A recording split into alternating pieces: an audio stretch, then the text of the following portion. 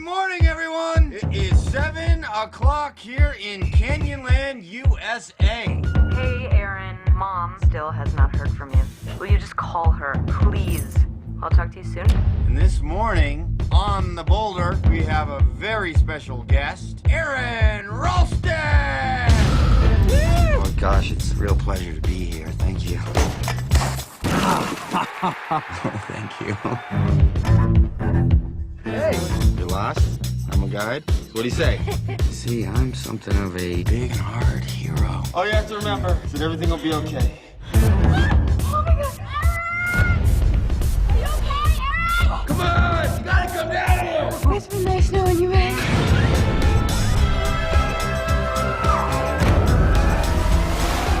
I can do everything on my own. See ya! Bye. I don't think we figured in his day at all. Hey there, Aaron. Is it true? You didn't tell anyone where you were going.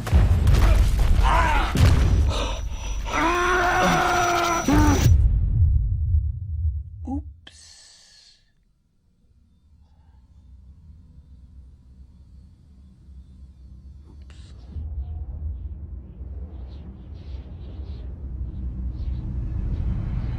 I want to start off talking about the amputation scene. Yes. Because I didn't react the way that I expected to. I expected it to happen and for me to cringe and look away and say, oh no, don't do it. But by the time it happened, I felt I was there with him, I had been there that whole time, and I was almost saying, come on, man, you've got to do it. You don't have, let's just do it and let's move on. How do you make an audience want a man to cut his arm off? That was all. I thought that the only way that you would ever be able to tolerate it outside of a horror movie kind of genre was that if you had become so at one with him, you were going through the experience through with him, that you knew there was no alternative, and that it's sad and distressing, but actually what lies on the other side of it is life, you know, and the continuation and life re-given, and that you were prepared to make that journey, and it's cathartic, really. You'll push through pain to get there. And we based it very, very carefully on the chapter in Aaron's book where he describes it, because there's a danger with a scene like that it can be open to influence, commercial influence. It could be sensationalized into horror movie territory, and just as dangerously, it could be trivialized and not covered properly, as though it's easy to do. You don't really have to watch it.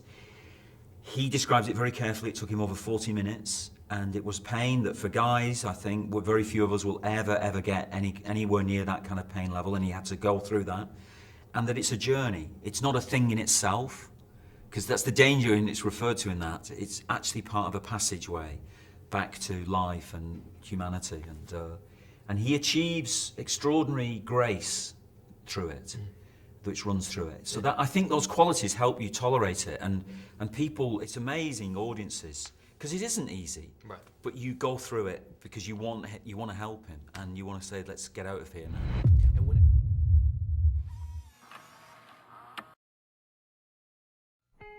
This marks 24 hours of being stuck. I've been chipping away. Want to keep warm than anything. I have about 150 milliliters of water left, which should keep me alive till tomorrow night, if I'm lucky. So that's it. And whenever you shot that amputation scene, you didn't call cut. Didn't you let it go for 20 minutes? You can't use those kind of words on Right, those kind of days. It's like how do you let that scene go for, because sometimes directors, they would cut it and then they would change the angle. How do you let that moment when James is cutting the arm, how do you let that scene go without saying cut?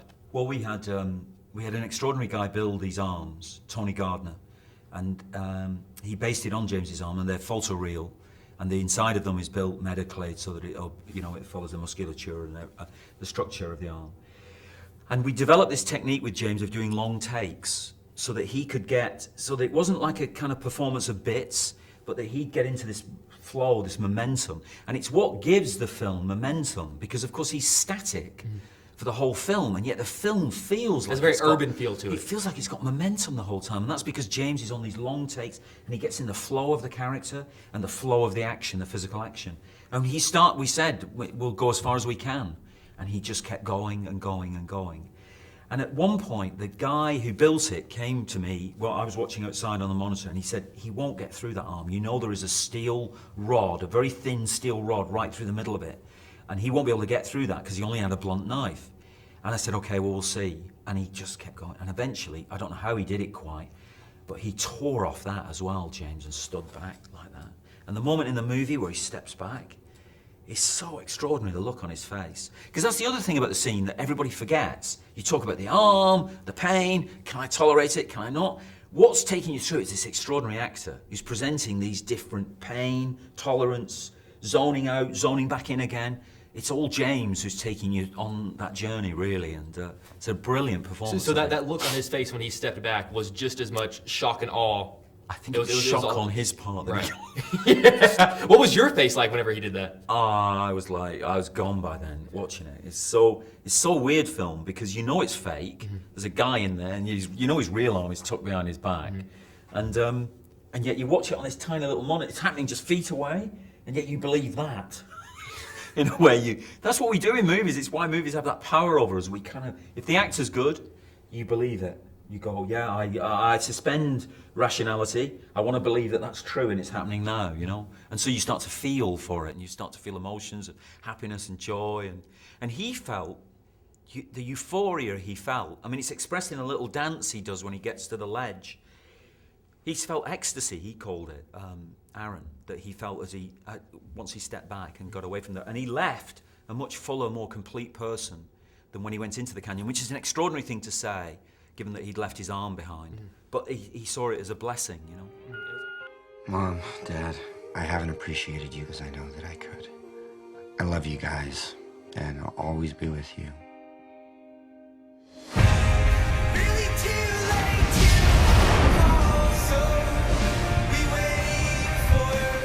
And also, I always thought was unbelievable was that, this happened in 2003, and it was, a bit before YouTube and before Facebook, but he still recorded himself when he was down there. And this was happening at the same time that Zuckerberg was creating Facebook at the time. So, on the East Coast. Exactly. This is happening on the West Coast. And so you had these polar opposite. And he's an Intel engineer. He was an Intel engineer, Aaron, so he's a very similar, those incredibly bright guys.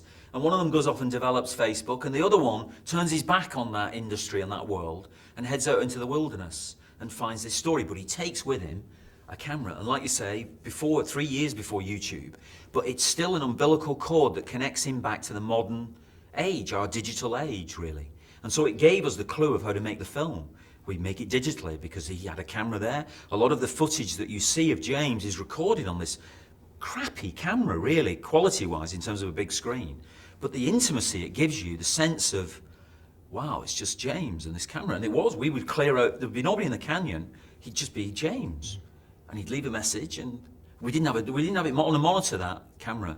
I would go into the canyon and review what he'd done on the little tapes. And the intimacy James achieves through that, I think, is really special. And obviously it's inspired by the gift Aaron gave us of letting us see the original messages that he kept. Was that haunting, seeing the real? Yes. Yeah, because it's not often you see evidence of someone who is telling a story or apologizing or trying to make peace and knowing he is dying. Because every iteration of the story since then knows the ending in one way or another. But then when he was telling it, he thought the ending was his death. And this was trying to leave some dignified messages for his mum and dad especially, but for also friends and family. And yeah, it's very moving, that his attempt to keep control of these appalling circumstances he found himself in.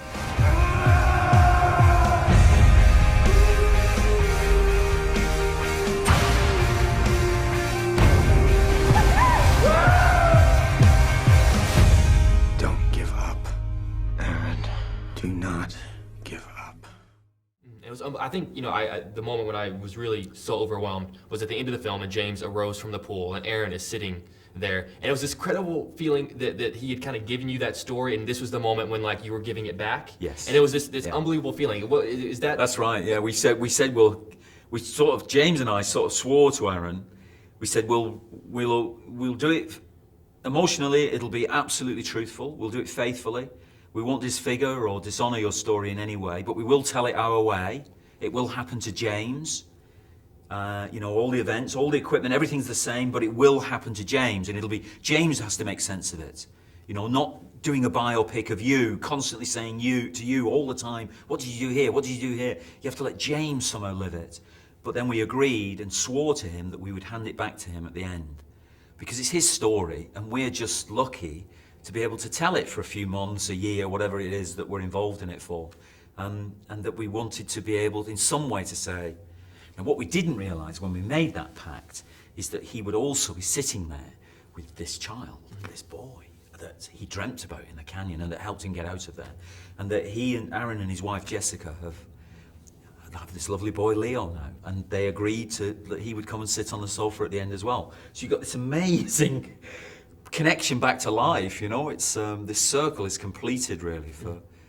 I don't know what it's like for Aaron to watch his life being played out and then sealed back into real life again. And people said, someone said at a Q&A the other day, said, when are you going to tell? How are you going to tell your son? And Aaron said, I guess I'll wait until he asks, really. Because it's like, because then I can show him some stuff.